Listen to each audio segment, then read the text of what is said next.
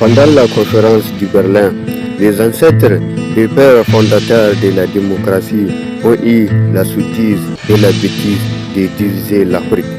Ils ont eu l'animosité d'élever tout ce qui était doux en Afrique pour les rendre amers, même s'il a fallu de l'instinct animal qui a guidé cette escapade décadente face à la résistance africaine. Ils ont eu l'audace de passer un compromis sur les modalités d'occupation, tout en donnant un espoir de vie à la traite négrière au mépris de tous les principes sacrés de la personne humaine. Pendant le soleil des indépendances africaines, les moutons politiques parrainés par l'Occident ont constitué la référence en matière de divertissement de la démocratie africaine.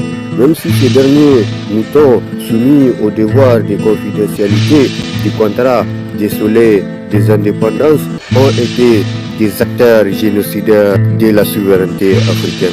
Quoiqu'après les soleils des indépendances, les pères fondateurs du néocolonialisme vont s'engager à imposer le multipartisme à ces mêmes moutons au détriment du parti unique de la première génération de moutons intimidés et dressés par la tournée stratégique du général de Gaulle.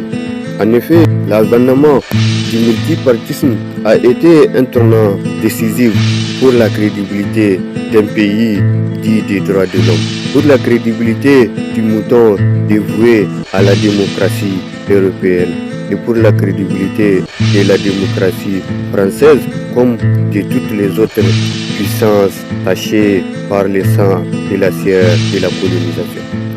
Il s'agit en effet d'une seconde génération de moutons qui ont profondément marqué la démocratie démoniaque et divertissante de l'Afrique.